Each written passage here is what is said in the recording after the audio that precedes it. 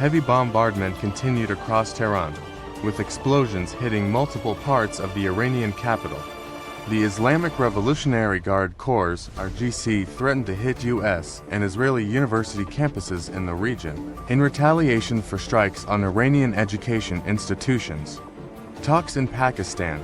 Islamabad is hosting discussions on de-escalating the war with the foreign ministers of Turkey, Egypt, and Saudi Arabia. The four countries have been involved in mediation efforts. More troops arrive.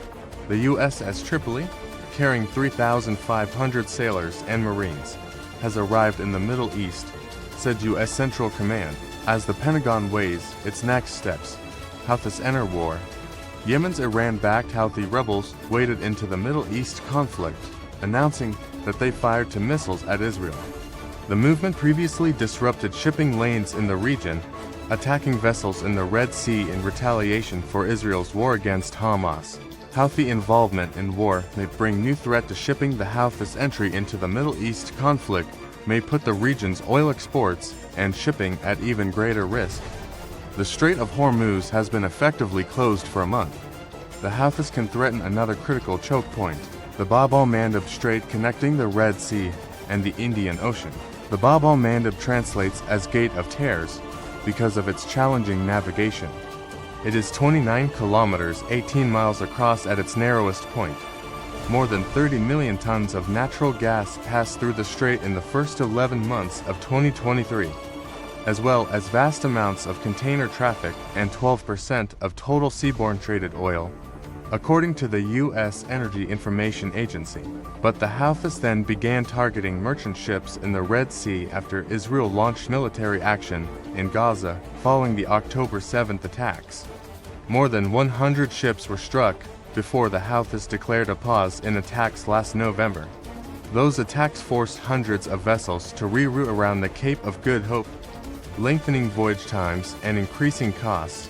Closing the choke point is a viable option, Mohammed Mansour said in a text to CNN last week. An Iranian source told Tasnim News that if U.S. forces try to reopen the Strait of Hormuz, they should be careful not to add another strait to their challenges. Iran is fully prepared to escalate the situation, since traffic through Hormuz was severely curtailed. Saudi Arabia has begun rerouting its oil exports to the port of Yanbu, on its west coast through a pipeline capable of handling 7 million barrels a day. Tanker traffic in the Red Sea has spiked as a result. Day 24 of Middle East conflict. Iran denies any dialogue with Washington after Trump announcement. What we know so far, Trump postponed strike threat.